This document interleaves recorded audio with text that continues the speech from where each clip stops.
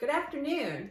Running, getting started, goals, running shoes, Ultra Vanish Carbon 2, Brooks Ghost, Hoka Bondi, Hoka Rincon, Ultra Via Olympus, cost economies of scale when considering gear, options, shoes. Where do we start? This is Amy with Amy on the Run, talking with LauraLeigh Bush. Let's talk getting started, setting goals, running shoes, and cost. You know, sometimes I have to laugh when people tell me running is one of the exercises you can do that has little or no cost. This is a misnomer and is so misguided. While you can just put on some tennis shoes and shorts for a walk or a run, it's not always the wisest decision. There are so many factors that have to be considered when making this decision to run or walk as your chosen preferred form of exercise. I want to recommend to you right now that if you have chosen to start running and start walking, I highly recommend that you see your family physician, your local doctor, or your personal doctor so that you can get physical and make sure that you are healthy and running in a safe way. Today, I want to talk about some of the firsts and beginnings in the world of running. I myself am an amateur, and as is my friend here today. As I told you earlier, this is LauraLeigh Bush. And Laura is part of my running community. She has become a trusted friend. So Laura, it's good to have you here today. Please tell me how you started running, what brought you to this decision to join our running community. Well, I actually started running in college, but that was just a hobby, and I actually did not believe I could run ever longer than 30 minutes. And I picked running back up during COVID because I was afraid of getting sick, and I wanted to be as healthy as I possibly could before that happened. So I've been running for 5 years, and I ran for a year and a half before I ever did a race. So I did at least 2 couch to 5Ks, and I started to get into racing really because I needed to keep motivated and I needed to sort of keep pushing myself. And that was really the best way to have a goal. And then I met a bunch of friendly folk like Amy here, and so we kept seeing each other at every race, and now we're traveling together and running. So it's been a really, really great experience, and the races themselves are just an awful lot of fun. They really are. They have helped us form a community. They've helped us form a close group of friends. Part of being healthy is more than just actually hitting the foot to the pavement. It's the friendships, the camaraderie, the learning how to have form, and a lot of things. So what were your running goals when you started, and what did you want to accomplish by adding running as one of your exercises? Well, definitely health was foremost in my mind, and as I'm getting older as a woman, I learned a lot about things like resistance training to keep your bones strong, and I'm really now focused on more strength. I think before, in the past, I always looked at exercise as like a way to stay slender, and now, I mean, my whole paradigm has shifted to I need to stay strong as I age. So my motivation is different. So now your motivation is different, and one of the reasons why we started this conversation is because we often have conversations about shoes. Now for me, my motivation is I want to be healthier, I want to be stronger, I don't want to break an ankle while I'm out there as I have done in the past, and I also want to be faster. So in those conversations, we talk about shoes. So when and why did you choose a specialized running shoe, or when did it become important? What did you start with, and when did it become important to you? Well, when I first decided to start running, it was literally because that exercise was the lowest entry point, price point. And so I went to my local department store and I found a pair of shoes that were actually on sale, and they were a size too big for me, and I bought them anyway, not knowing that that's actually what runners do. They don't wear their street shoe size, they size up, because when your foot hits the ground, your feet spread out. And so by accident, I bought the appropriate size running shoe, which was an Asics gel fit, and it really got me very far. I would say probably I ran for a whole year in it, and I still own it. And here it is. It's still got its Bega lice on it because I do run on grass a lot. So I have really liked this shoe. It's very thin. It almost feels like very basic, you can see, but it's still very supportive, and I have really enjoyed, and I still run in them. So the Asics Gel Fit, it from the things that I pulled off a line, is true to size. It meets the industry standard average. So it's not too big, it's not too small. I guess it would be just right, which is I feel like what you've described. It has it's a high cushioned daily trainer. It's made for comfort. It has an ultra thick midsole, providing a stable shock absorbing ride. Has a wide base, it's a stabilizing shoe, and it's affordable. So for me, when I see affordable, and I check the prices on it, and online it shows that it's $70 to $110. So is that about where your shoe came in? Well, like I said, it was on sale, and I think one of the reasons it was on sale is because nobody has feet quite as big as I do.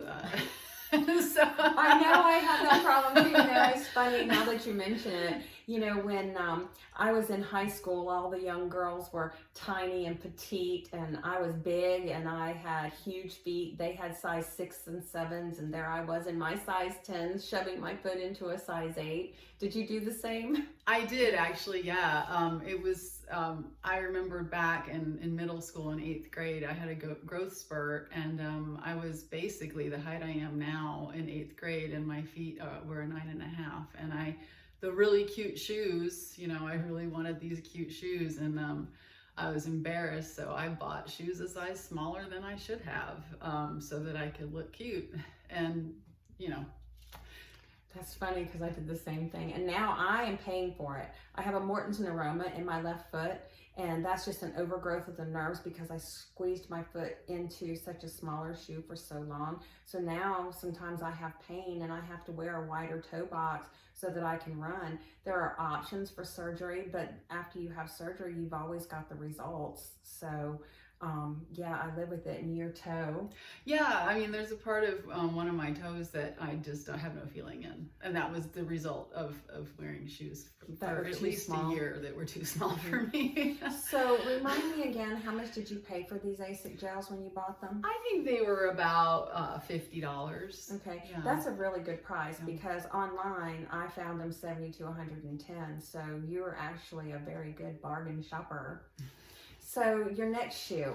Yeah, so as you can see, the beggar lice, I run a lot on grass and not concrete, and gravel roads. So I actually ventured into a genuine shoe store, a running shoe store, to get my next pair of shoes, which was where I discovered Ultras, which I really loved because of the wide toe box. And I'll show you the bottom where you can see it's shaped like a foot, unlike a lot of other running shoes that are shaped like a point, which your toes don't do. So this is the Lone Peak, the Ultra Lone Peak. It is a trail running shoe, and it really really made me fall in love with Ultra, the brand, just because of you know, the generous shoe size. So I see that the Ultra Trail running shoes, they are formed, like you said, like a natural foot. It has a very wide toe box, which was enticing to me too. And the zero drop. Now, when I talk about zero drop, that's toe to heel. It's a zero drop fit. And then it has the foot shape design and stability and durability. So I'm guessing you found all of those things to be true. Yeah, I love them. And frankly, I wear them just hiking around too. I mean, I don't know. I'm not a professional runner, so I don't just save my shoes for when I'm running. I really love to wear the Ultra Trail Runners, you know, just walking. Well, Ultra is a very good walking shoe. So, and I see that those shoes come in about $140. Did you find yourself another steal? Well, yeah, I did, because I buy the ones that nobody wants. Like I am definitely, if there is a shoe on sale, I'm gonna look at it. I have bought shoes that are full price before, but I'm a sucker for the last year's model because I know it's going to still be a good shoe. It's just not the right color anymore. And so you can usually find those on sale, and that's usually what I go for. All right, so the next one. Yeah, so again, I went back to my, my local shoe store. I mean, I have bought stuff online, but I needed to get fitted, for a shoe. And again, I'm pretty sure I must have gotten this one on sale. This is the Hoka Rincon. And I do like Hokas a lot too. I gotta say, this is a super lightweight shoe. It's got, as you can see, a lot more cushion than the Zero Drop other two that I had. So I was enjoying the squishiness of the sole. I guess I should say that's not a very technical term. Well, I'm showing here that the Hoka Rincon is a lightweight training shoe that features cloud weight cushioning, and which is a lightweight cushioning, an upgraded foam, better for rebound and durability. It's a it has a podular outsole for foot hugging fit. It's a minimalist option compared to Hoka's other training shoes, and softer cushioning and Meta Rocker technology promote efficient foot strike and toe offs. So did you find all of those to be true?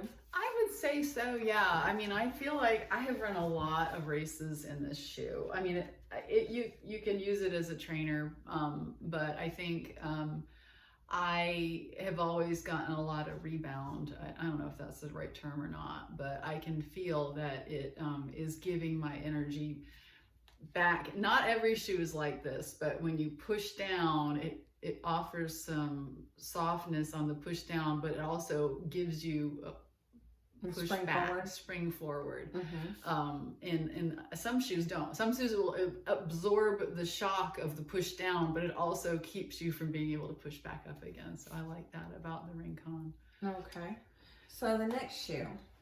Now this is the shoe that we're going to talk about. You and I have dueling shoes, and I'll talk about mine in a minute, but go ahead. Dueling shoes. Yes, yes. Okay, so the story with carbon plate shoes was, this is my Ultra, and this is Amy's Ultra. So mine is the Carbon Vanish 1, and she got the Carbon Vanish 2.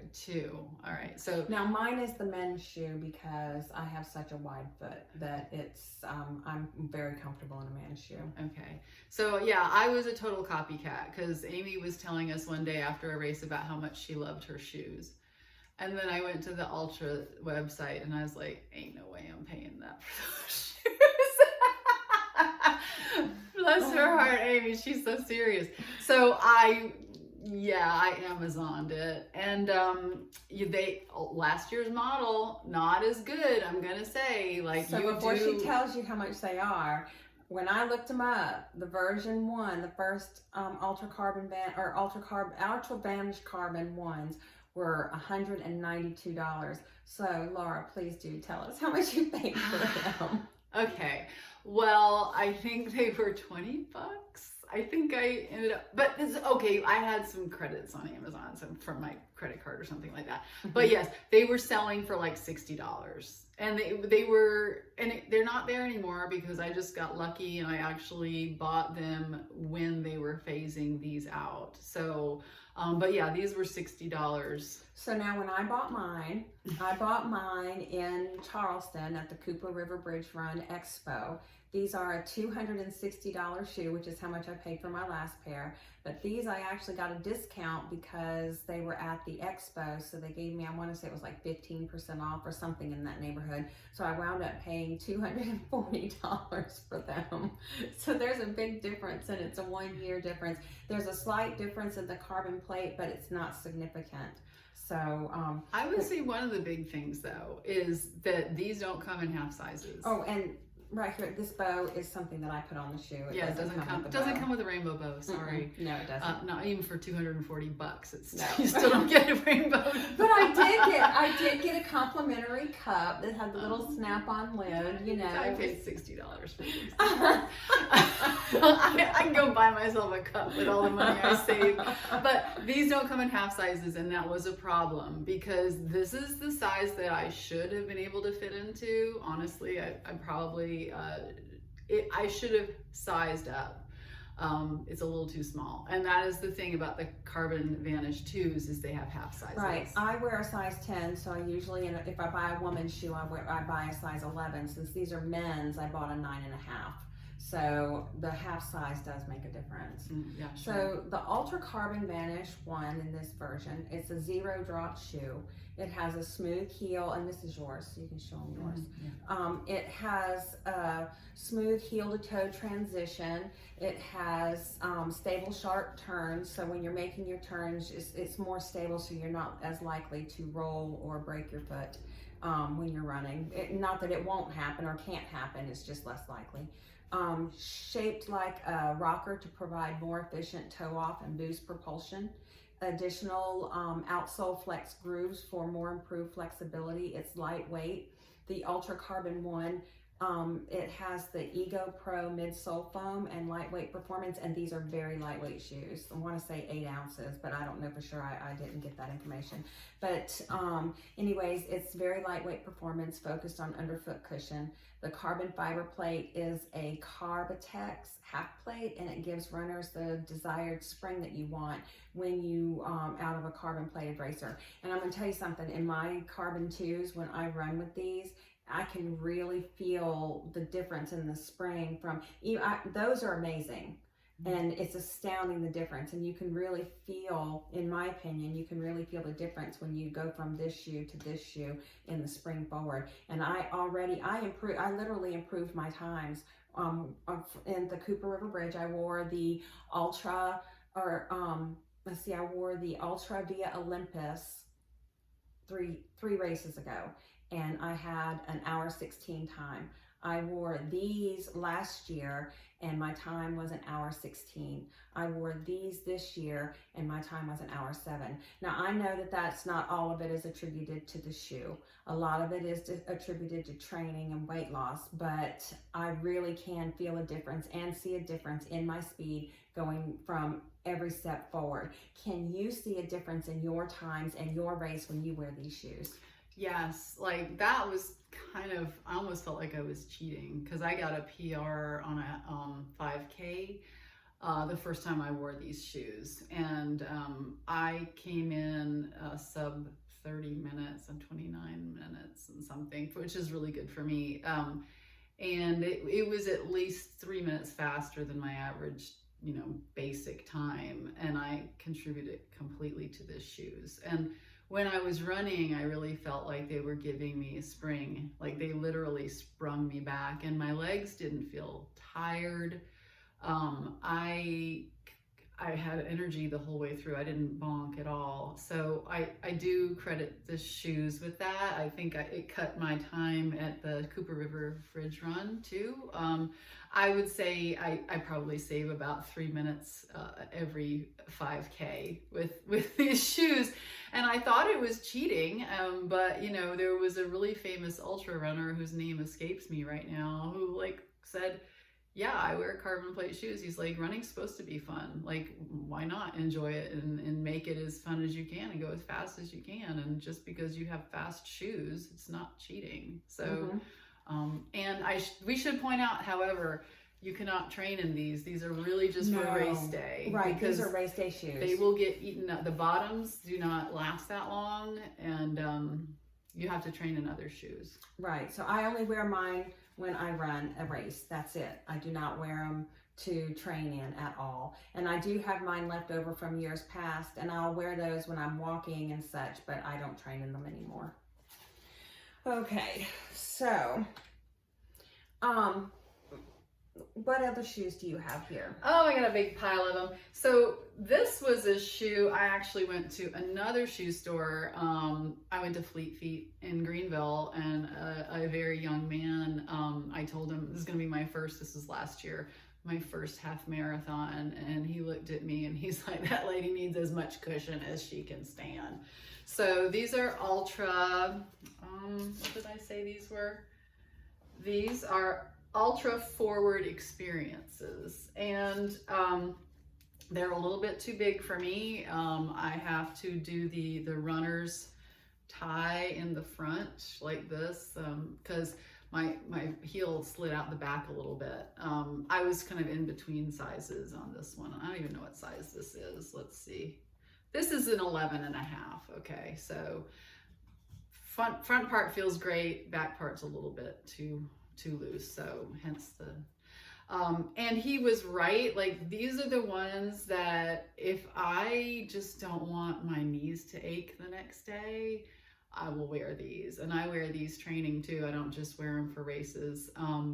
However, you do compromise, I think, a bit of speed because of the absorption factor. And these aren't even the thickest. They have soles thicker than this, but it's absorbing a lot of shock for you. And I'm sure that's why he sold them to me, was because he thought this lady's probably got arthritic knees. She was like 19. And bless his heart. So, but they don't have the push off that some of the other ones do. So you do compromise a little bit of speed perhaps with something, but it is like running on clouds. Like, it's a good shoe for if you just don't want to hurt the next day. Mm-hmm. So is that it? Is that the end? Well, yeah, pretty much. Okay. I mean, that's the history of and I guess we should point out too, every one of these shoes has a different like mileage. Some will last 200 to 300 miles. Some will last 400 miles, just like tires. So that's another thing to consider when you think of cost, like how long. And honestly, I mean, I wear them until the soles wear off. I don't do that quite as much. I don't use my shoes after 500 miles, which for me is about anywhere from 18 to 20 weeks. And so after that, I trade them out and I start rotating walking them, unless I've worn them on the trails and they're really nasty, which some of them are. But when I started with well, actually, no, I did. I started with these. I started with the Brooks Ghost. Now, the Brooks Ghost shoe comes in about 110 and 120, and at the time, I was just astounded. I couldn't believe people paid that much for shoes. I didn't pay that much for any shoe. So it was a big investment for me to buy these. I wore them in one race, and I have a wide foot, and when you're starting, you don't realize how important your shoes are. And so my daughter wore Brooks. She is a competitive runner. She broke records in high school. She took running to college, ran on scholarship. So she was an accomplished runner. She wore Brooks. She swears by them, loves them, has every pair they ever invented. Trust me, I know. My checkbook knows. Her shoe closet is filled with Brooks, and she swears by them. But for me, I wore them in one race and I almost didn't finish. The pain in my foot was so bad, I went to urgent care after the race to get x-rays because I thought my foot was broken. What it turns out is that this particular shoe, and this comes from, you need to know your shoes, just hopping yourself into Academy Sports or a Dick's Sporting Goods and buying what they have listed as an expensive pair of running shoes is not the way to do it. You need to know what size you need. You need to buy a size up. If you have a wide foot, you need a wide shoe. If you have a narrow foot, you need a narrow shoe. In my experience, the Brooks is better for a narrow foot, and a wide foot with a Morton's neuroma. When you get finished with a 5K, you're going to need to go to the doctor because the pain is so intense. It was for me. And so for a long time, I didn't wear these. And then I started wearing them recently when I realized, well, hey, I can walk in them. It's okay. It doesn't hurt me when I walk. What happens is when you run, you put your foot goes down into the ground and spreads out. It's called splay. And so if it's too tight here, that's going to cause pain. If it's too short here, it's going to give you black toe. I mean, there's so many things that you can do. If you don't have it fitting just right here, it can rub and give you blisters or corns or other problems. So, looking at your shoe and knowing what you're getting, and being a first-time shoe buyer, I never made this mistake again. It was a very expensive learn. But I do wear them to walk in. Not on the trail, just around town when I'm going to the store. All right, the next shoe that I stepped up from there. I went to the Hoka Bondi. This is the Hoka Bondi 6, and it was a special order. I ordered the black, and the reason I ordered the black is because my foot was in so much pain from those shoes, it took me some time to recover. And the place that I worked for at the time would allow me to wear my shoes, my tennis shoes, if they were black, because I am in the accounting side of the house, or at least I was at that time, and you have to dress professionally, and so they would let me wear my black tennis shoes. And these, Hoka lets you special order these. So if you work for, say, I think Publix requires that their people wear black shoes, and I've seen people wearing these. You can special order them. They don't cost anymore. You just have to special order them. So, and I wore these for a long time. And recently, President Biden, our previous president, was having some issues, and so they put him in a Hoka because it was a stabilizing shoe. So this shoe is not designed for speed. This shoe is designed, you can run in it. It's a nice long distance runner because you have a lot of cushioning there. And when you're on the road for a long time, you need that cushioning. And it's a stabilizing shoe, so you're not as likely to fall. So my ears really perked up when I heard that. And because I had quit wearing these about 2-3 years ago, and they're still usable. They still have tread. They're still usable, but I quit using them. And then after I broke my ankle last year and I was back on my feet wearing them, I wore them in the neighborhood when I started walking again after I'd heard that about them being such a great stabilizing shoe. And an incident happened, and I wound up having to kind of jog out of the way. And when I did, I can tell you, I could feel the drag on my foot holding it to the ground. So I realized at that time how good this was as a walker. In my opinion, it's better as a walker than it is as a runner for myself. So I still use them when I'm walking or if I'm in any kind of recovery. So after I went from those, I went to, again, purchased at the Cooper River Bridge Run Expo about 3 years ago, was the Ultra Via Olympus. And I loved this shoe. This shoe was just wonderful. It has the nice rock, it has the cushioning, it was a faster running shoe than the Hoka Bondi, and I wore this for a while. And then I changed over to, last year I changed over to these that Laura has. I changed over to the carbons, and I really enjoyed using those. And then this year I changed up to the carbon 2s. So the Vanish Carbon 2s are just a really good shoe, and they have a little bit of the carbon plate. I mean, it's just flexible. It's a faster running shoe, and this one's my favorite. Now, you've heard me go on and on about the shoe. You've heard Laura go on and on about this shoe, but you have to understand, I've been running for about walking. I started walking and running within the last 6 years.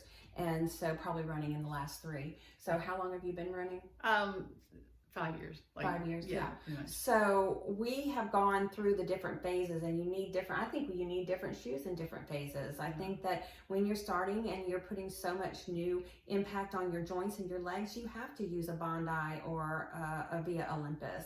And then as you get faster and your balance improves, your stabilization of your own body without help improves. And so you can start using a faster shoe and one that's not quite as stabilizing as the Bondi or the Via Olympus.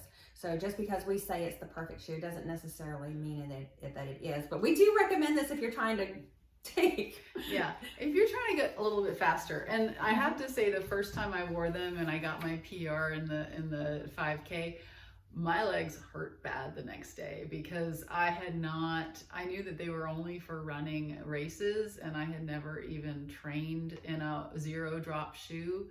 And so the first time I wore these shoes was, except for just walking around the house with them, was to run in that race. And while I was running, I felt fantastic. And the next day I swore I'd never wear them again because I thought it had given permanent damage to my legs.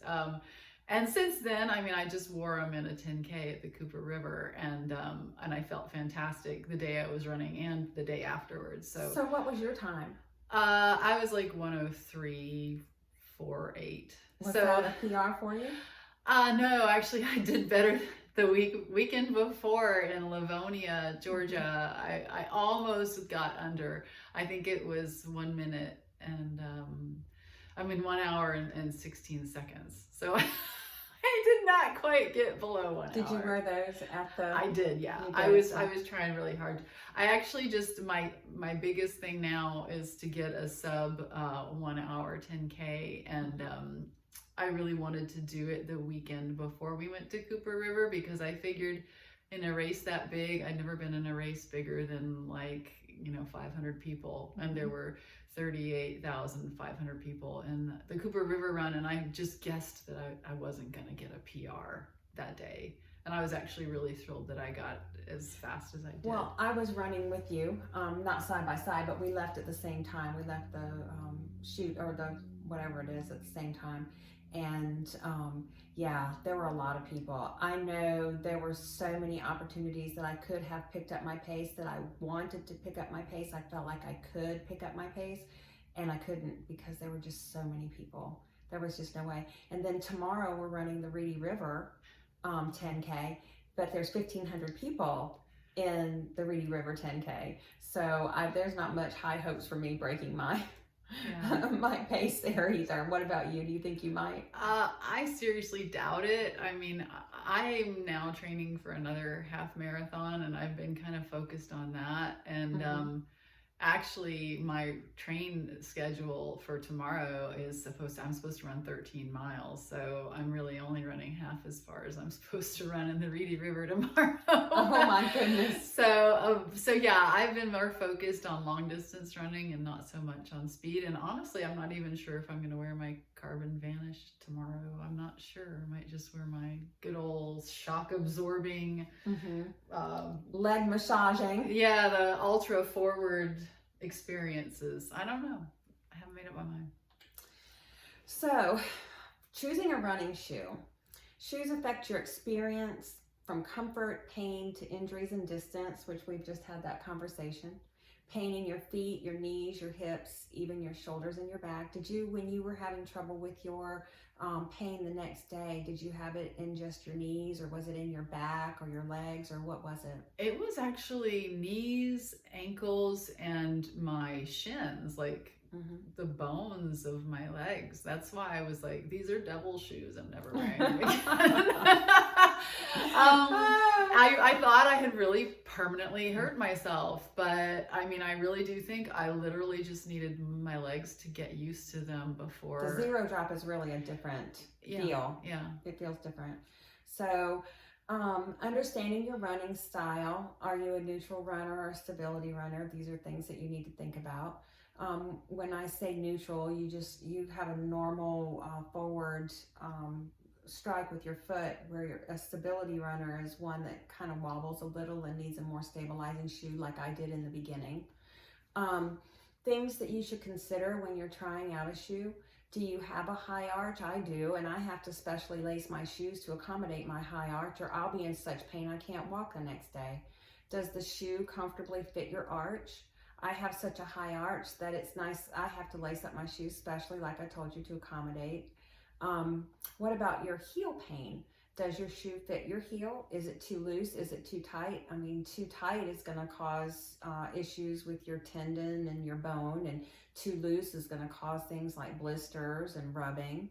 So you need to think about that. We talked about the splay, which is one of the reasons why I really like the Hoka, because it has such a wide toe box.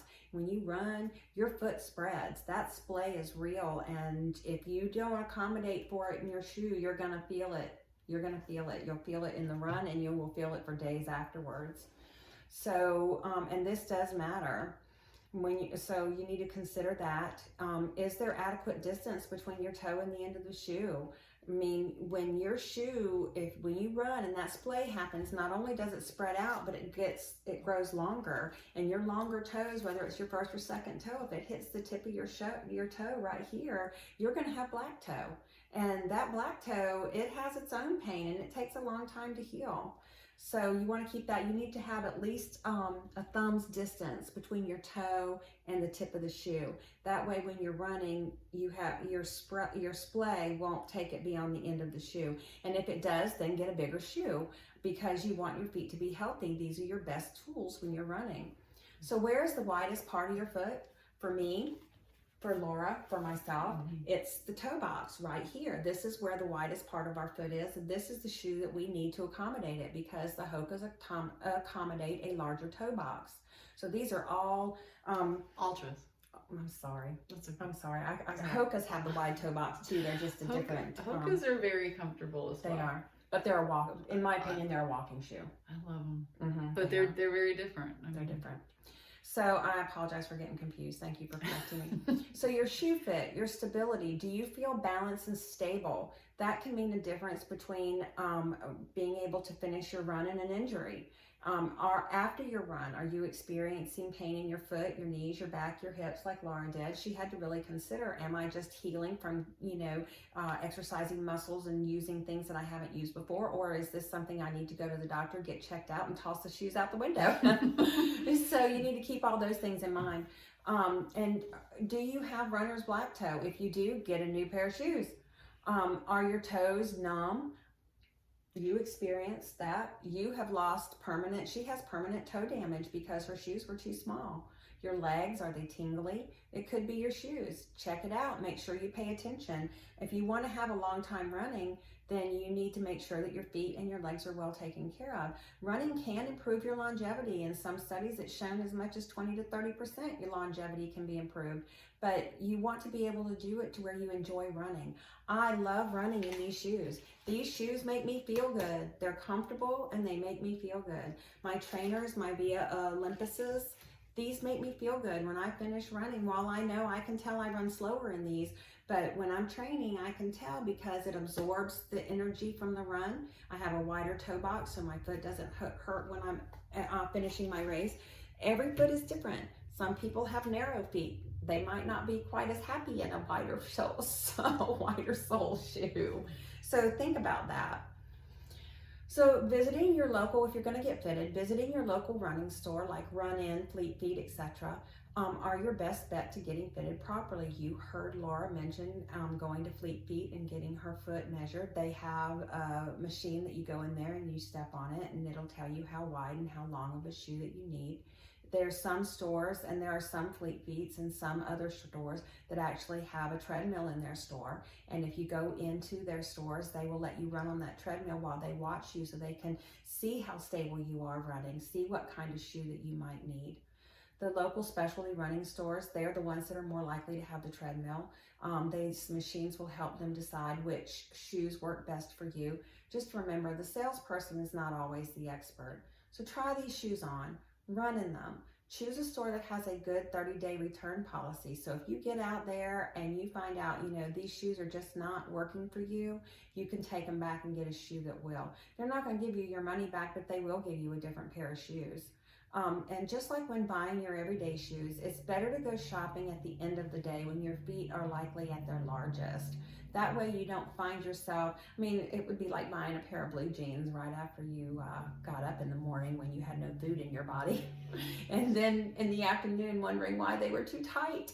So it's the same thing. So buy your shoes in the afternoons or at the end of your day, whenever you're at the end of your day is. That will help. So finally, talk to the people in your running community. Laura and I talked about it. She found a new shoe that she genuinely loves to use in races. While they might need a different shoe, they might know someone who has your similar issues because shoes and feet is something that we talk about in our community quite often. So you can check with them. It's a long, grueling process to determine what shoes you want, and eventually you're going to change them as you improve in your running, as your goals change. You'll change the type of shoe that you use.